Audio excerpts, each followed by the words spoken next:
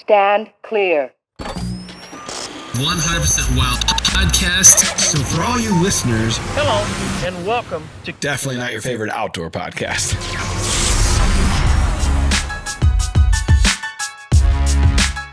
What's up, everybody? Welcome back to the DruryOutdoors 100% Wild podcast. We're powered by DeerCast. This is episode number 343.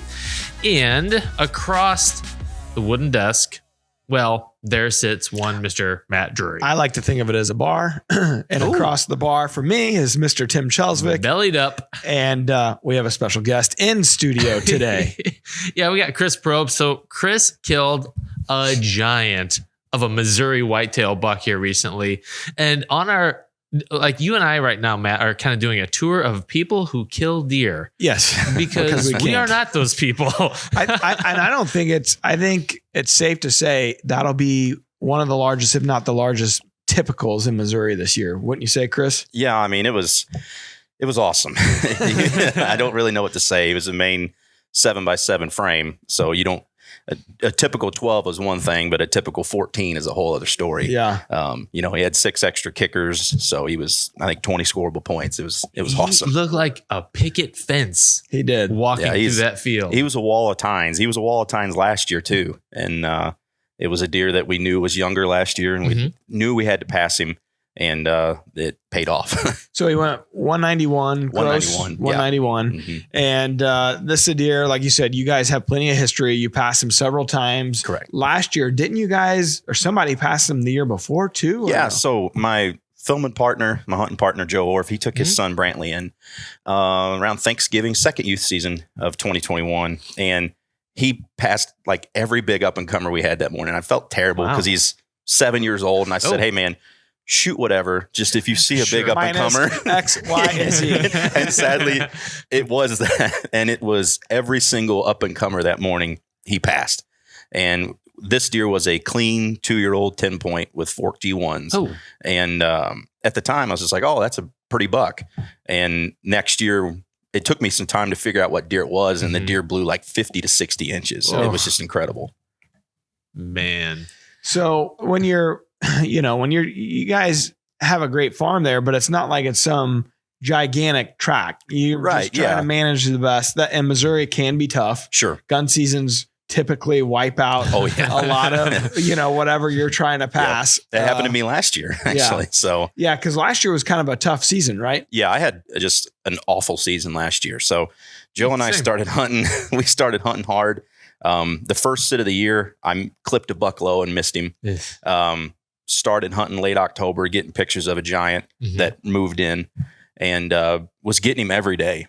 And we hunted him every day for like 2 weeks straight.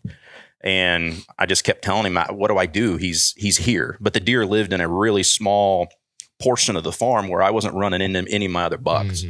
And we hunted him, and he got killed the first day of gun season by the neighbors. So, and I think that deer was just a shade over 180, big, massive 6.5-year-old deer. He was just a stud. And then it was just a mouse, playing a mouse. Was it cat mouse game? Sorry. The rest of the late season trying to catch up with another deer. So, so how many times? I know your dad passed him a couple of times. So we should roll back a little bit. Jeff Propst, your father, works for Whitetail Properties. Was a DruryOutdoors team member, as were you, for years and years and years. Jeff was one of the OGs. Yeah. He's one of the guys walking out in Mossy Oak and one of the turkey titles, Sound of the Spring. He's walking out in the camo, one of those kind of guys. Yeah, a long time ago. So he passed him a few times. Correct. And then you passed him a couple of times. Yeah, he passed him. And he was kind of on the fence with it at first because we have on our farm, there's obviously 2 strands of deer genetics. Like we have a larger body genetic, and then most of our real top end bucks seem to be smaller body genetics. Like they are. I mean, I've shot 5-year-old deer that look like 3-year-olds. And this deer, it was kind of hard to wrap around a 170-inch 3-year-old in that area. Some places like Iowa or particular Wisconsin, Illinois, Kansas, it's a little bit easier to grasp that. But where we were, it was, man, this is a 170-inch 3-year-old, I don't know. And so he was kind of on the fence. The I don't know is he really a 3-year-old? Is he really a 3-year-old? Yeah. So and knowing about that strand of genetics that is smaller bodied, it was, I don't know if I can pass him. And I'm like, well, I believe he's 3.5. And I told him, basically, I talked enough trash to him the entire time that we've got to pass this deer. And I like that. And he said, I don't know if I'm going to pass him. And the funny thing is, we quit naming deer years ago. Yeah. And then we got to where we were, that wide 10, that split G2 buck, this and that. So we started naming deer again. And he named this deer Bob Lee Swagger from the movie Shooter, because he said he's a shooter. Yeah. So it's the dumbest name ever in the history of naming deer, but we called him Bob Lee. BLS. Yeah, BLS. And he said, I don't know if I'm going to pass him. He wouldn't commit to it at first. And then opening day of rifle season last year, the deer pops out the first buck he sees. And the footage from Whitetail Properties is hilarious because they were filming it. And you can see him glassing him, and he's watching him, and he's like, man, he's awesome. I don't know. And then screw it, I'm killing him. And the gun goes out the window. And then I guess he starts hearing me chirping in his ear, and he doesn't. The deer came back out again, and he passed him again. So it worked out great for me. Yeah, it was almost a team sport. But he passed him 3 times before I ever passed him. Yeah. So, and then I knew, like, there's no way I could slip up. Yeah. So I've just ran my mouth constantly about it. So it was, I'm definitely going to have to pass him. And it wasn't hard. Like, I didn't know if it would be. The first time I saw him, he was in the timber around Thanksgiving weekend. And then I saw him a ton late season. But I passed him twice. Once at like 35. The other one was borderline pass because he was 45, 50 yards. So, but. Well, so it's kind of a testament to having, and it's tough because the neighbor, just like the deer you were after, a neighbor can shoot them. You get to the rut, you get to gun season, which is basically in the rut. Yeah. And their circles are getting bigger and bigger. That's a tough cookie. Oh yeah. And the one neighbor was on the same page as I'm going to pass him. In fact, he told me he'd passed him, I think early November. But I can't, all the neighbors, the deer was a roamer. Like he's lucky he didn't get killed last year. Yeah. Cause he had a small core at first, and then like any 3.5-year-old deer, it was everywhere. Yeah. And so that was the worry this year, was trying to kill him early before he started to roam. Yeah. So, but because his core was the same as last year. So did you guys find any sheds? Did you? No Unfortunately, sheds? no. We had him every day coming out into a bean field, like all the way into March, carrying, and we searched and searched and searched, and we never found a shed. That's amazing that a late one that sheds late can then pick up that much, time length and mass in that short growing amount of time. Yeah, it's crazy. Yeah, he definitely. And I had told my dad last year, I said, if we pass this deer, the jump he made from 2 to 3, from 3 to 4, he could easily make 190 close to 200, and he did. He was 191. You think if you would have shot him later in the season, he would have gotten a 200? He's as big as he's ever going to get. That's what I always think. Yeah. So it's crazy to think he's a 4-year-old. Yeah. So once you killed him and you're up on him, you for sure thought, this is a 4-year-old. Oh, I knew going into it in my mind, 100% he's a 4-year-old. But I've never even had an opportunity at a deer like that. So. Yeah. What was your biggest? I shot a 180 in 2017 with a rifle. Okay. But I had never in my life had an opportunity to hunt a deer like this. So, I mean, we try to shoot 5.5-year-old deer at least, but I'm sorry, I'm not passing a 190 class deer that just because he's 1 year younger. I don't hunt a super farm where everybody around us is in agreement that we're going to pass a buck of a lifetime. It just, I guess some people are willing to take that risk. I wasn't. How many acres are you talking here, your piece? Well, the part we hunt, I mean, there's a lot of tillable to the farm, the way it lays. But, the huntable acres is about 400, a little over 400. It's a big track. It's a big track. But, it's a lot of tillable, the way it lays kind of in one chunk. But it's a big piece. Don't get me wrong. But it's not like an 80-acre piece. He's not going to be staying there. But no, the deer was on 2 or 3 different farms last year other than ours. So when you don't have any acreage, 80 acres seems like a lot. Sure. When you have 80 acres, 250 seems like a lot, right. And so on and so forth. Right. And 400 seems like a lot, but I've like one of the leases I have 300 something acres. It the huntable part, it doesn't seem like much of anything. Right. Yeah. I You mean, know what I mean? we technically lease more, but that's the huntable portion of it is a little over 400 acres. Yeah. Well, especially if you have trigger happy neighbors, then it feels really small. Yeah. Yeah. And every deer is on the fence. Sure. And that's the way it always is. It's like a goblin turkey. They're always on the neighbors. Yeah. But you know, the way the farm lays, and we're lucky we have good neighbors, and nobody's shooting smaller deer, but nobody's passing that deer. Yeah, yeah. There's no question. Yeah. And I can't knock anybody that would have shot him last year, even at that age. I mean, a 170 inch deer is a deer of a lifetime. insane. Yeah. So as a it, 3-year-old. you know, it even, I just, if one of our neighbors would have shot him, would I have been bummed that he was gone and I couldn't hunt him this year? Sure. But it's a giant, you know?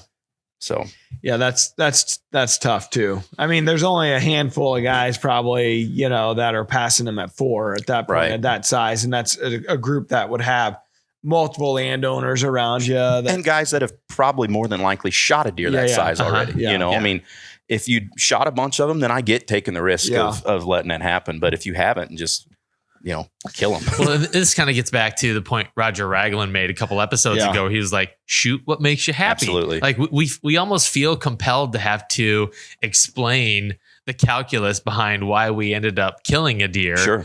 And really it could be as simple as I was really excited about that buck. As Roger said, because I wanted to. Exactly. Well, you know, and the bar has changed over the years. You know, years ago when guys were shooting 3.5-year-old bucks, nobody said a word. Then it was 4.5-year-old. Yeah.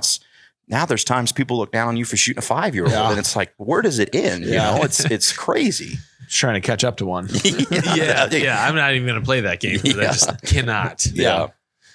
So then take us back to kind of your plan around the hunt itself. Was he daylighting on your trail cams, or like how did you decide to go hunt that? So during the summer, I had just flooded his core with cameras, and I think I got the first picture July 9th. Okay. And it was daytime, and he was still very early in his growing stages. Actually, when I first got it, I was like, man, he looks about the same as last year, and then he just kept growing. And so he, but I had gotten his picture on, I think 6 or 7 different cameras, and I probably had, I think 10 cameras in about a 70 acre. I mean, his main core from last year, and I started getting him more consistent on one in particular. And that was the camera I actually was like really focused on that area because I had him so many times last year, daylight there. And just the pictures start rolling in, he's growing. And then, you know, you start strategizing about how you're going to hunt this deer. The biggest downfall for early season for us is 2 things. One, our farm is in standing corn. So, and the coves are, you know, they plant all the way to the timber. I always joke that they drag the planter through the timber if they could. Yeah. So there's not a whole lot to hunt there unless there's deer damage or just, you know, bad growth. And then rain. We didn't get squat for food plots. I mean, we planted and we carved in new plots for this deer in particular and just got no rain. It had one rain on it and then never again. And it seems like you'd see a big cell coming and it split and go right around it every single time. What part of Missouri are you in? Northeast Missouri. Okay. Yeah. So no food plots, no green growth. No. So what are you doing? Because did you hunt them in the timber or what? I saw a little bit of the footage, but so what was the strategy going into that night then? Well, that night we had already hunted him. I hunted him opening day first. And what we did was Joe and I went in and we actually, because this buck was cutting through, there's lots of coves the way this farm lays. And he was cutting across these coves. And the one I was getting him in the most, he went through at 8:30 that morning. And I was like, dude, we got the wind. We're going to just sit out in the corn in a panel blind and brush it in. And if he walks through like he did, So we you're got on him. the ground. We were on the ground. That was opening day. And the buck actually went to the cove south of us and daylighted on opening day. And then I went to Florida for a little bit for work, came back and started hunting him again. But we had all that big warm up, you know, and the south wind. He just went to where wasn't daylighting at all. Plus all the acorns started dropping and there was just no reason for him to move really. And then the spot where I actually killed him, that was the first place we ever got his picture last year. And we got it there one time and then he never came back till the rut. But around, I don't know, the 23rd, 25th of September, I started getting the pictures of a new older buck that was there last year that had no velvet pictures of this year that had moved in the same area. And I just kind of had this hunch that he had moved east. And so I went in that morning, October the 6th, I went in this cove, pulled the card, and there he is. That morning he was in there. And then I'd look back and he daylighted on the 28th of September. Okay. And so the strategy was that we're going to hunt this cove. We had the right wind the next 4 nights. We sat there the first night, passed a real pretty buck. And then, but the cove was nothing. Like it was, the corn didn't almost start until 100 yards out. So the cove was nothing, probably about stubble, about, I don't know, 12, 14, 16 inches. Yeah. And it was overtaken by like 4 foot high foxtail. And so I called the farmer and said, hey, can I go in there and mow that foxtail out? And he said, yeah, as long as there's not a bunch of corn in there. And there wasn't. I wish there was because it's legal in Missouri to have that, but there wasn't. It was just nothing but stubble. So we mowed all that foxtail out, slid a blind over into the field, and we sat there the next 3 nights. And on the 4th night, I killed him. That's when I shot him. So what kind of blind? Ground blind or a box blind? Box blind. So rolled in a box blind. And so that didn't wig him out? Or no, the box blind was already sitting off to the field edge. Yeah. We just moved it out of the way so they could plant. Yeah. And after we mowed all that out, we just pulled it back over there into the middle. How close to the edges were you with the box blind? To the edge of the timber? Yeah. I think it was like 65 yards. So when he came out, he was almost in range. As soon as he popped out, I think it was like 60 yards. But he looked at the blind one time, didn't seem to care. Now, granted, we had a picture of him as well after we'd already moved the blind out, and he had been out there I think 2 nights previous. Gotcha. But so he's already seen it. Yeah. You know, the blind had been there, but yeah, it didn't seem to bother him. So strategy of going 65 yards out, what are you thinking? Not getting too close to the edge, or where you saw where he was crossing the cove? Sure. Or? No, it was just kind of getting back a little bit and letting him work too. The bad thing with this spot is all the corn was behind us. So like when I say it's foxtail, it's literally nothing but foxtail. So there's no food there for them to feed in. So the deer had to feed past you to get to the corn. So it was, my thinking was, I don't want to get it too close because they're going to get downwind too fast. Yeah. So it was, let's put this as far back as we can. And we left, some stubble that led up to the corn just to show the farmer what was still left, And, but yeah, the whole thought process was, let's not put it too close because they're going to have to walk past us to get to the corn. Wind blowing to the corn? It was out of the northwest. So it was straight in our face. And most of the deer historically, when they come out of this cove, they tend to swing west. Sometimes they do go east. We had a couple deer come in and go east, but majority of the time when they come out of the cove, they come out of the north end of it and they'll swing east out of it. So the setup was perfect if they did what they do normally. Yeah. So what time did you end up getting in the blind? Because he showed up pretty late. Yeah, we got in, I don't know, a little after 5, like 5 o'clock or so. I mean, we weren't getting in too early. The weather was good, but it was, we hadn't been seeing much movement for early movement. So I think we were a little after 5 when we got in. And then he came out at like 6:45, something like that, so 15, 20 minutes before dark. Before probably legal was. How long did it take him to work your way? Pretty quick. I mean, he came out and he started working a licking branch. And there was deer that had moved to the left of us. So when he came out, he started working a licking branch, and, Joe and I are communicating about, because the windows were up. And we had sat the night before with the windows down and actually was getting a little bit of backdraft every once in a while. So we decided to leave the windows up. So Joe had to, he's filming with one hand and it's on his side and going to pull the window down for me. But he was pretty quick. Like he spotted the other deer. There was another little buck and some does to our left. And he immediately started going to them. So he came out, looked at the blind, looked at the deer, and then started going left. So it's game on. Within a couple minutes, it was pretty quick. And you had said something like, one day I want to look up. And literally right before that. I mean, we had filmed some deer and we were talking about it because I kept telling Joe, I said, buddy, he's due to daylight. Like I have no daylight pictures of him since the 28th of September. And now it's October the 9th. And this was a deer that had daylighted pretty frequently until then, back and forth. I mean, he had spurts, but I looked over at him in the interview. I said, one day we're going to look up. He's going to be coming right at us. And it was like 15, 20 minutes later, there he was. It was that day. It worked out great. Became a reality. Yeah. It was awesome. It was awesome. Normally it doesn't work out that way. Yeah. But it was awesome. That's why we keep going. Like, right. Yeah, you have 99 sits with nothing, and then it just takes one. So you're telling me there's a chance? Exactly. And that's how it was last year. We just kept saying, it's going to happen. It's going to happen. And it never did happen.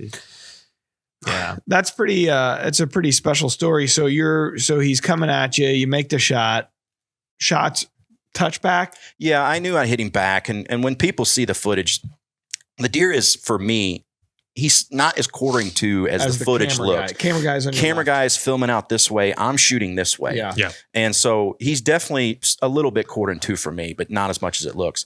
And when he comes out, I tried to stop him a couple different times and he wouldn't, but then he was about to get out of my window and this window was up and I was confident that I could make the shot. It was 35? It was like 30, 35 yards. It wasn't like it was a 50-yard shot. It was probably around 30, a little over 30. And, I was confident I could make the shot, but the problem is I probably should have just let a couple more inches than what I did because he just, right as I tried to time it, as he, was taking his steps. And as the shot went off, he took one more step and that's where I hit him back. And, I was sick because the arrow, I could tell it looked like it didn't have good penetration. But what it did is when it went in, his back leg was forward and the arrow drove in it hit the back of the liver, back through him and then hit the off leg and came back out. So the penetration was good, but to the naked eye, I was like, oh no, no penetration. You would never guess that from watching. It looks like it's just, maybe a few inches worth of penetration. Yeah, no, it went all the way through. Yeah. I mean, I've never not blown through a deer shooting them unless I hit like an off shoulder quartering away or something. That's, what draw weight are you shooting? I think it was on 66 or 7 pounds. Okay. But I pretty much every animal I've ever shot, I've blown through no problem. And, but this one, it hit that off leg and came back out. But if you watch it, it looks like I get terrible penetration. Which is a sleepless night. Oh God. Like here's the deer. It was bad. Yeah. Biggest deer of my life. And I got just a few inches. It's not ideal. Right. What do we do next? And you'll hear it in the footage. That's what I said is I got terrible penetration because I could see the arrow hanging. But, when we found it, the arrow, just this far below the fletching was all blood all the way up it. So you could see it went all the way in. And when he's running off, he's carrying that back leg because the arrow drove in and hit his back leg. So does the arrow fly? Does it pop out while he's running off? No, he carried it all the way into the timber. So backed out right away? Yeah, it hit and then started coming back out. Well, did you guys? Immediately. Yeah. We stayed until pitch black dark. Yeah. And actually, the way we would have needed to go, we would have walked right past him. So luckily, my dad was like, I was calling him and telling him on the phone, he goes, back way out. And this is a big tillable field. And we walked through all the corn. To get out. Because Joe actually, I wasn't even thinking this. He's like, hey, and he pulled up an aerial and he's like, they always plant these rows the same way. And then boom. We walked through the cross rows first and we hit rows going all the way to the truck. So it wasn't too bad. But yeah, we came back and reviewed it and started checking out DeerCast track, which honestly is one of the coolest features on DeerCast because I went through, I don't know how many hits that were similar to mine and getting opinions. And then, we texted a lot of people that have been on a lot of track jobs, obviously, as you do. But yeah, we were going to give him minimum, 14, 15 hours before we even went in. And that's what you guys did? We did. And so we gave the deer 15 hours and he had just died. Like that's the bad part about it. I hate for, take that long, but he was loose as can be. Like you would have thought I just shot him. So, and when people see it, they'll probably wonder like, did he shoot? No, we literally walked up. I found my arrow and Joe was filming me talking about the arrow. My dad's standing 5-6 yards behind me and he looked up and seen him laying there. The deer didn't go 70 yards. So in a situation like that, when you hit him a little further back, when you back out and just wait it out, you hate to do it. Your patience is, you gotta really rely on patience, but he stayed in his first bed. Yeah. He died in his first bed, which that's the issue. You go in after him right away. You're going to push him. You won't have blood. So then the real issue is, unless you have a dog or a tracking dog that can go off the scent, you're kind of just looking for a body. It makes it extremely tough. And, this is only the second animal in my life that I've had to leave overnight. So I, not to sound cocky I didn't have a whole lot of experience hitting a deer there. So I wasn't really sure what to expect as far as blood. Now we found a couple drops right where he ran in. And then there was the arrow, and then there was the deer. Yeah. But the biggest thing is we didn't have to walk past him. Yeah. Yeah. We got out, we had the wind, we went way around. Yeah. And that was the biggest biggest help in that factor. It's a great confirmation that you did the right thing. Yeah. Because I mean, even if you waited 12 hours Right. and go back in, you're probably still pushing. Yeah. And that was the fear. And, you know, I don't know how long it takes for him to stiffen up, an hour and a half, two. I mean, I'm not quite sure, but he must have just died. And we've had a few track jobs so far this year on the team that they went in, they gave him plenty of time, went in, and deer was still alive, you know, and they'd have to back out. And it's just not a great situation to be in. No, and you don't want to be in there. And you want to make the best shot you can make, obviously, but things happen. And, you know, and people need to think about that sometimes. And when it happens, just give them plenty of time, you know, just don't rush it. Obviously there's times where it's warm. Like luckily it was in the 30s that night. It was down like 36 or so. It actually frosted. But, you know, just give them time. They'll die. You won't bump them. Yeah. We've talked before even about how the orientation of the broadhead as it enters the body can make a difference, whether it's going in vertically or horizontally and what that's going to slice as it's going through. And no, absolutely. It's amazing how many ways there are that change. Like every track job is different. And Mark, I've heard him say, and I forget who told him, but an inch can cost you a mile. And it is amazing. Sure. You're like, oh, when you're practicing at home, you're like, oh, you know, that's pretty good group. It's good decent, enough. Right. Good enough. You know, it's a big body. It's a big body of a deer. It's a big target. It's not. You could screw it up a bunch of different ways. And like this scenario where I shot the deer, just 2 inches left, and I'd have blown all the way through him. Yeah. You know, and you'd have had an entry and an exit going out of him. So it just goes to show you, like you said, just an inch or two makes a difference. Yeah. So. Well, congratulations. Well, thank you. Awesome. I appreciate it. Long time. You've been still on cloud nine. Yeah, that's for sure. Be. Yeah. And this isn't, you know, you've been hunting as a young kid with your dad. I remember editing some of the first hunts, you know, going out west, elk hunting. Like you guys have been at it a long, long time. Yeah. So, this is my 26th year bow hunting. So man, you must be old. I'm getting old. 30. I'll be 30. I'm 37. So I'm getting old. I feel sorry for him. That is old. No, but I mean, that's, you know, it's a long time coming, and it's one of those things where, you see a lot of people kill big deer, and there are a lot more big deer now than there were when we were younger, but it's still not easy to kill a big deer. No, is the whole point. If you aren't where they're at, you sure as hell aren't going to kill them. And, you know, and a deer of this size, I think I've seen 2 or 3 my entire life. Yeah, and one was my dad. I filmed him. He shot a 195 in Iowa. The other one was in Iowa. Yeah, so there's been 3 or 4 my entire life that I've seen of this size. You know, I edited the one. I'm trying to think. It was on Dream Season 6. Yeah, I think it was Dream Season 6, and it was a 195 that he shot in Iowa. Yeah, ironically, he liver shot him too. And your dad's a great shot. Yeah. You're both great shots. Yeah, but that deer was dead within minutes. Like when we got down, we could see him laying, but he was like, I'm not going over there. No way. Chris, for your shot process, did this deer feel any different just given kind of the magnitude of who he was versus a buck or a doe that you shot in the past? I definitely had a lot more pressure on me. I think when he came out, like I was like, oh my God, there he is, you know? And I've been fortunate to shoot a lot of nice deer over the years, but there was something about when he came out, it was like, don't screw this up. You know, just a different ballgame. Yeah. It was a whole different, like when I hit him, there was no excitement. It was just straight up worry, you know, about, and you can hear Joe in there, you hit him in the back of the liver or whatever he says, like he's dead.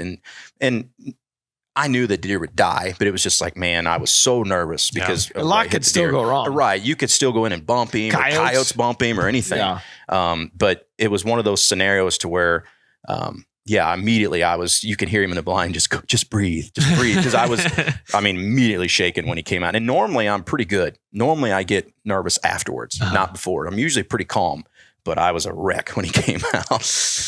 It's hard to not focus in on the biggest deer of your life, right? The headgear, sure, and know, you know, it's all up to you.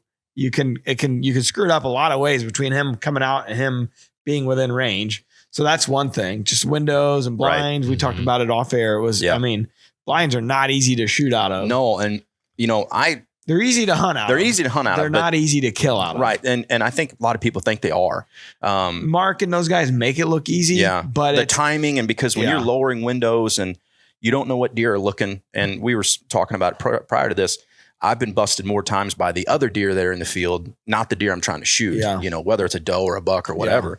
So one that's like 10 yards from that the you blind don't know is there or something like that. Well, Perry's last buck out of the blind, like you watch him, he's like trying to lean back and the deer keeps walking. He's trying to get an angle through that tall vertical window. And he's like pressing himself up against the wall to get the right angle in there. It's just such and a you tight start messing window. with the angle of your body and how you're shooting. That really can screw with you a lot. It's not like if you're at a stand, up and down's one thing. You can kind of hinge there at the waist. But when you're in a blind and you're in awkward, you kind of, sometimes you have to kind of like squat down. Yeah. And that's the way I was leaning way out and around to shoot out and around. That's where you can really screw up the way you're gripping and everything and else. Right. And this is only the second deer buck I've ever shot out of a box blind with a bow. All of my deer have come mostly out of tree stands. So, and blocked blinds are nice, but there's something about being in a tree because you have what feels like range more mobility, and the fact that you can hear. But no, they're especially nice when it's raining and when it's cold. Well, the box blind, the reality is you can get in front of the deer a lot easier, especially you got a real good scent proof blind. I mean, it's amazing what you can get away with when everything's tight, shut and closed. But when it's time to shoot one, it gets nutty. No doubt. Blind. No doubt. No doubt. I often say it. I can't imagine just one person hunt. We're used to camera guys. So sometimes they're the ones opening the window while you're drawing. And there's a lot of ways that you can have help, but one single guy trying to open the windows and get everything set, range, all that stuff. It gets real hectic, especially for the guys that self-film out of them. Yeah. Like, I think about Dawn Jensen does it all the time. Yeah, she's a rock star out of it, man. Best I've ever seen self-film. I don't even like self-filming anyways. She's used to doing multitasking. But for the people that can do that consistently and kill them, my hat's off to them. That's awesome. It's one thing to do with a gun. It's another thing to do with a bow. With a bow is a whole other level. 100%. No question. Jeez. Well, you gonna quit deer hunting now? You've hit the zenith here. That's what I hear a lot. What are you gonna hang it up? No, Did no you way. win bow hunting? My wife asked me that. She's like, "Will shooting another one ever be the same?" I'm like, "Oh, it'll still be the same." Absolutely. Are you done for the season, honey? He missed his anniversary for this. Yeah. Oh, I found him the morning of our anniversary.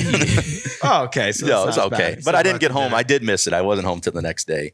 But no, I've shot several big ones on her birthday. She's pretty awesome. It's kind of her fault for being born at that. Her birthday's November the 7th. Yeah. That's not my fault. It's her parents' fault. It's her parents' fault. Some dumbass dad. I can say that because I did the same thing. My daughter's birthday is November 4th. Yep, there you go. Yeah. So I told her, I said, my favorite day in the world to hunt is your birthday. So I've missed quite a few. It's romantic.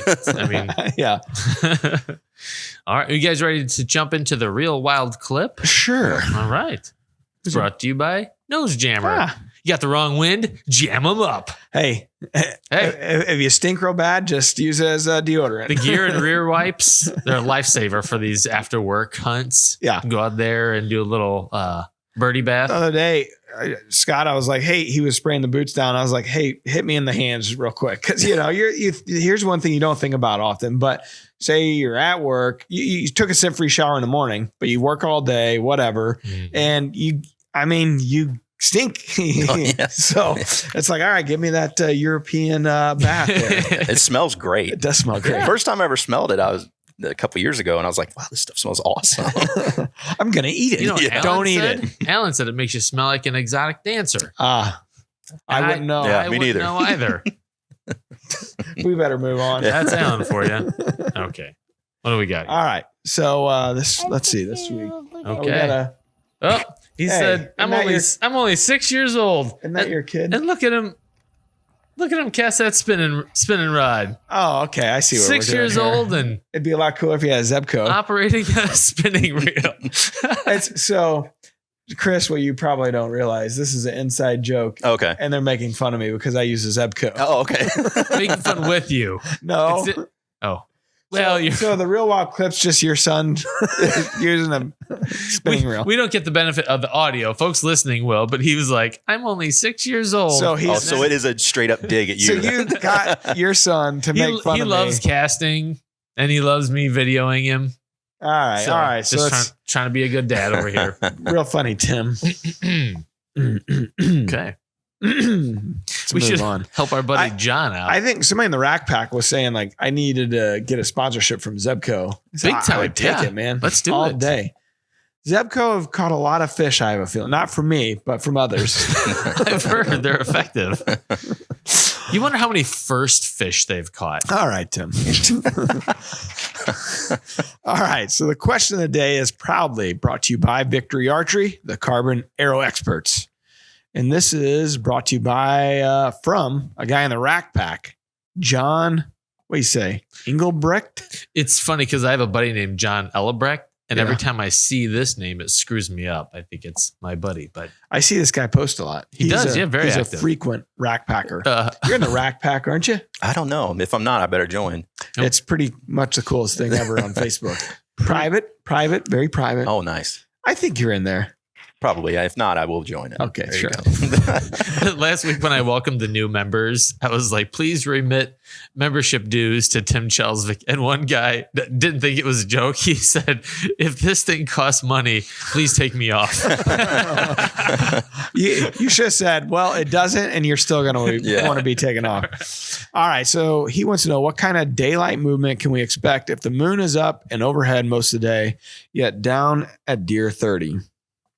Well, Dad always talks about it, that being a screwed up moon Yeah. and a backwards moon and not helping your cause for deer getting up in that last, 45 minutes, half hour and walking daylight. Yeah. I've Mature noticed. bucks. Yeah. And I know the old, saying was falling moon in the morning, rising in the evening was kind of the best moons to hunt, and that's what I've always noticed myself too. So, Yeah. So, I'd lie if I told you I knew the exact answer for you other than what I have been told and what I've witnessed. and a it little just bit also myself. depends on the time of year. If you're on deer that are feeding, it might be different versus the heat of the rut when they're moving constantly. Yeah. Kind of the way that question is written makes me wonder if John's not talking about nighttime.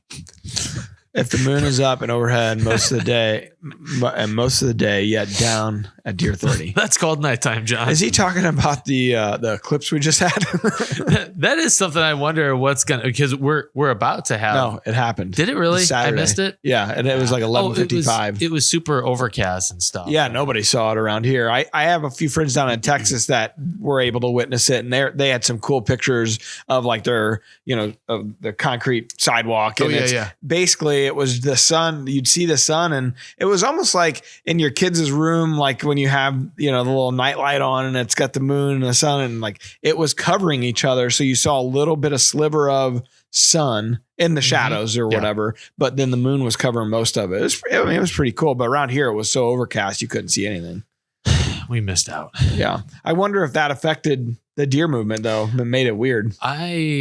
That was at midday? Yeah, it was 11:55. I think like right around lunch. Well, you remember when we had that big eclipse a couple years ago, my cell cams blew up in that window. Yeah. I mean, one of the main spots, and that was what? Like 2:00 in the afternoon? Yes, something like it that? was. Yeah. During the summer. And then immediately I had 2 or 3 cells at the time. Just boom, boom, boom, started getting deer. So you had to think, they were like, what the hell's going on here? With this. Did you kill that day? No, luckily. Good. I'd be in trouble if I did. I remember I was sitting on my deck. We were watching it, and all the you got a deck. Yeah, Wow. all the cicadas started. Yeah. There was a shift. Yeah. I filmed it, and you could hear like the daytime insects stop and the nighttime insects pick up. It was really And eerie. It was bizarre. Yeah. It was pretty crazy. I was at work, and I work for a chemical plant, and everything went dark. All the lights came on. The flares were really bright, and it looked like it was middle of the night. It was crazy. Weird. Well, John, we didn't answer your question very well. I would expect if the moon is up and overhead most of the day, yet down at deer 30, here's what I would say. Final word on it. If your weather is deluxe, it probably won't affect them too terribly much. Weather trumps moon. Which is what we had this weekend. Yeah. Saturday, I think a lot of people were thinking Saturday was going to be great. And the deer, from what I saw on camera, I couldn't go, of course. I think they moved great. Sunday is what I thought would be a better day. And they really moved well, I think. Yeah. I saw deer both days. I saw a mature buck Saturday night. Yeah. Terry, we're going to tease. Ooh. Terry killed a giant yesterday. With a capital G. Giant. Biggest deer of his life. Huge. It's awesome. Yeah. That's the tease. Stay You'll have to tuned. stay tuned. DeerCast. Yeah. And we'll get him on for the podcast. Yeah. He'll tell the story himself. It was a giant though. No, it's a slammer. Just a flat out hammer of a deer. Yeah. In Missouri, no doubt. All right. Okay, the Wildlife Word is made possible by PH Outdoors, makers of the G series of no-till drills. For our friends in the South putting in fall food plots, there's no better way to get that seed in the ground. Yeah, I have seen like, you know, the guys in the South, the Moss Yoke guys. I look at like T-Bone and those guys, Michael, they're all getting their food plots in. It's like, man, that seemed like eons ago. Yeah, right. Yeah. Got nothing to grow. They're all complaining about it's like, there's no rain. It's like, yeah, you have a better chance now than we did 2 months ago. We are in the future for them. We just had a bunch of rain hit us just a few days ago, and I'm like, well, maybe it'll green up a little bit now because we overseeded everything. Maybe my weeds will grow. Yeah, everything's crunchy. Exactly. Okay, guys, how many stomachs does a deer have? A, 1, B, 2, C, 3, or D, 4? Chris? I don't know. I would have thought 1. I'm guessing there's different sections of the stomach that it's going to be. Okay. I would have thought 1 as well, but I'm going to go 2 just because I don't know. Okay, spice things up a little bit. Okay. Well, Chris has gone the correct direction. Okay. I thought it was a trick question. They have 1 stomach, but it's broken up into 4 chambers. Yeah. It's wrong no matter how you look at it. Now you know. They're incredible animals. They are. All right. Okay. So we got the shout outs. Yeah. Scott West from Virginia gave us 5 stars over on Apple Podcasts. He says, really enjoyed the podcast, guys. It's my favorite outdoor It's his favorite. He didn't say it's not my favorite. It's his favorite. Well, that's good. Chris. That's good. Well, we've heard internally it's several people. It's not their favorite. We're going to lose our reputation here because of Scott. It's my favorite outdoor podcast, and I appreciate the humor. Keep them coming. Thanks, Scott. All right. I will say that is my favorite soundbite. The Scott one? Oh, yeah. Scott! It is good. It's great. I wish I had it just in general. Like Scott's walking around. But he just hit it. He would not like that. He's giving us the Poor Lord. Scott.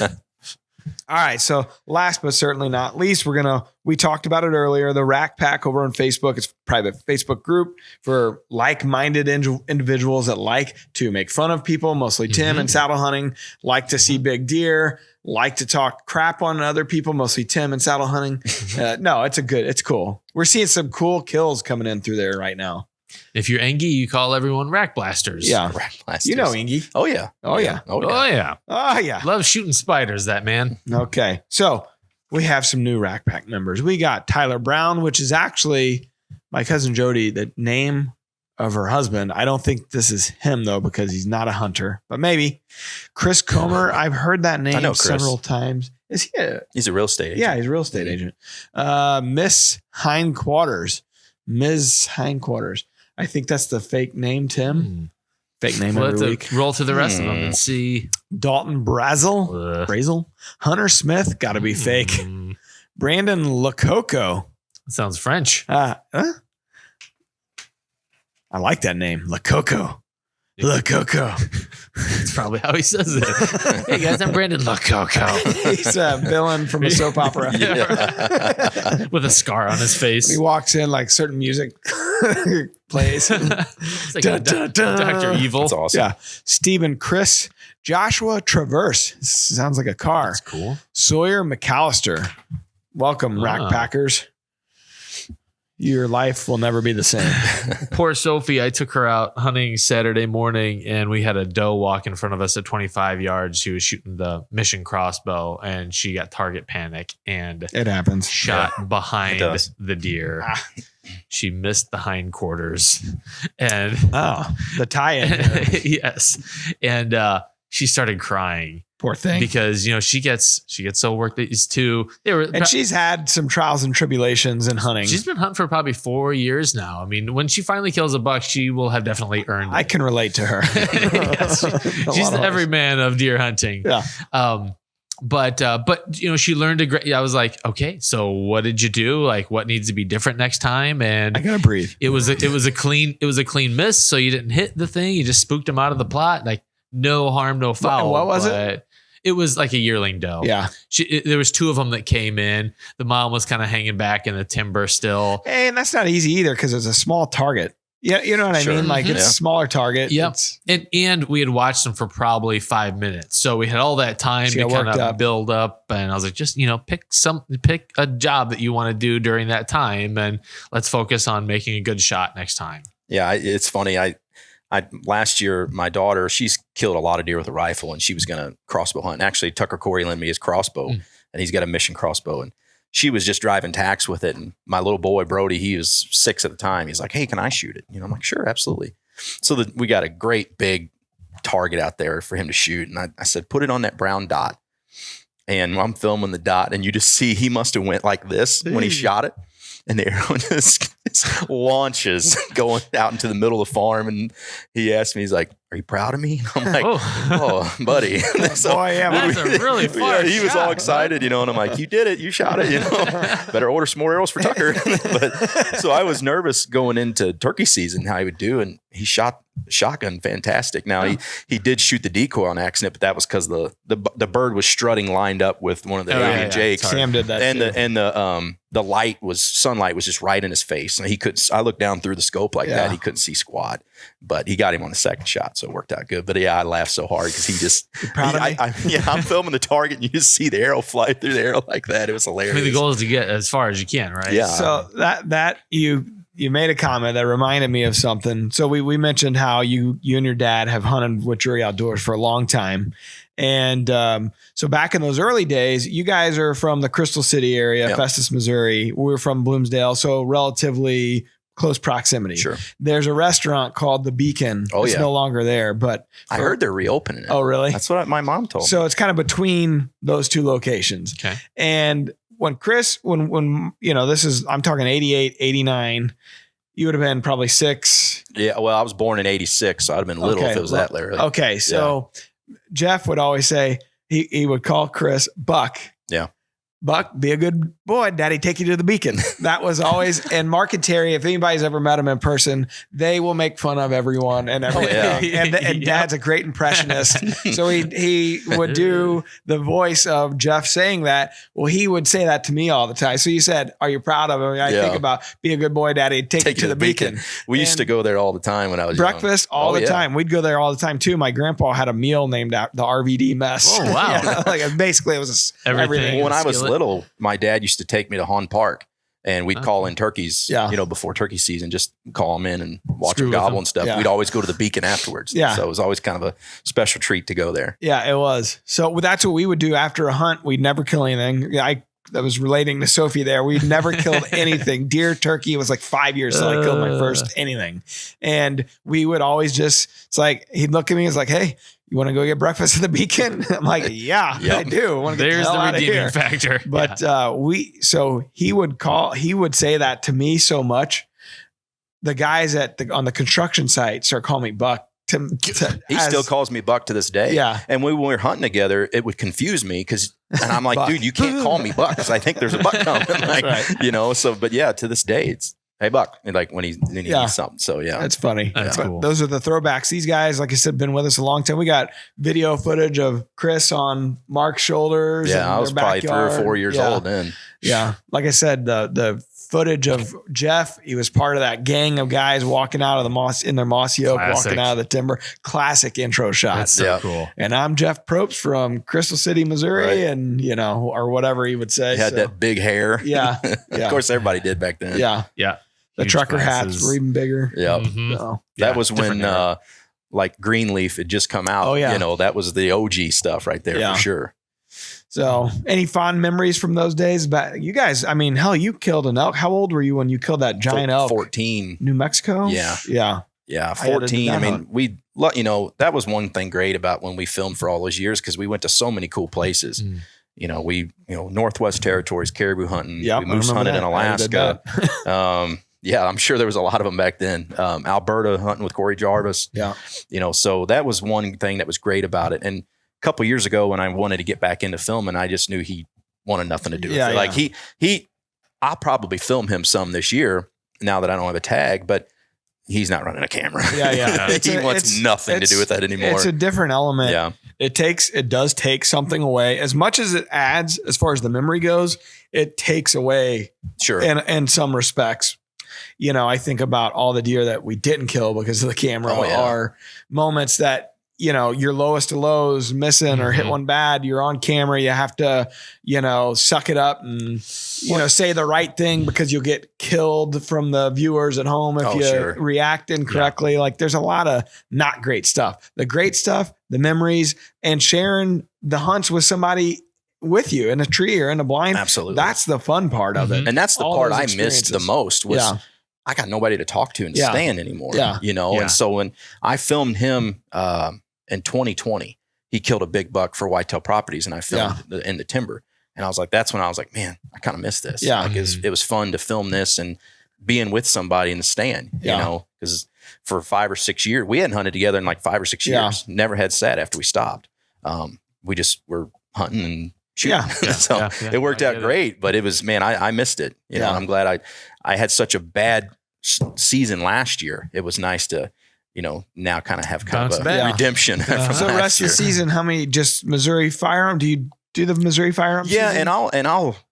I might bow hunt being that I killed my target deer. Yeah. But I should have an Iowa tag. I have like 5 or 6 points in Iowa, but I put off drawing a tag for this deer. Did you? Yeah. And I have some good farms to hunt in Iowa, but I was like, I don't want to draw that tag and then have a giant. And that tag takes so long to get for a non-resident. So I put off Iowa this year. I'll probably put in next year, but I think I have 6 points. Yeah. So, but I'll just either try to find a real old buck to shoot or see what else happens during the rut, because go to Illinois at all, or I don't really have a spot over in Illinois. Yeah. So come on, Tucker. Yeah, where you at? Brady and Tucker, they got all the Illinois spots. Well, congratulations, man. I appreciate it, buck of a lifetime. Thank well deserved. You've hunted a ton, and you said you're old, but that's still a relatively young life. Yeah. And well deserved. Yeah. I appreciate it, guys. Thank you very much. Well, we should let people know that the next episode it's a big guest. Yeah. We got Mr. Jim Shockey. That's right. He's got a new book coming out that he's going on tour for, and we're going to talk a little bit about the book. So I'm excited to jump into that. Yeah. Awesome guy. Yeah, he is. It's a step down from this episode, like in terms of guest, but stick with Where's your cowboy hat? Yeah, I should have. Get a kerchief and ready to roll. Jim's awesome. He's always been one of my favorites. Oh, yeah. Outdoor, man. Yeah, class act. Shockey. Awesome. So, all right. And then we're going to have a podcast soon with Terry. This is giant deer. So we're going to get into it. Man, it is a slammer. Yeah. It is awesome. And a smoke and kill. Oh, yeah. Forrest killed it. Yeah. All right. All right. Thanks for tuning in. Till next time. Peace out. DeerCast is now supercharged with maps. Get ahead of your game with killer new features like live Doppler radar, wind check out to 5 days, virtual rain gauges, GPS path tracking, and more. Plus, get our 14-day revolutionary DeerCast prediction and access to DeerCast Track. Prep, predict, and pursue with DeerCast. We're adding new videos every week, so make sure to click that subscribe button and check out all of our amazing content. This episode of DoD TV is brought to you by DeerCast. Prep, predict, and pursue your target buck.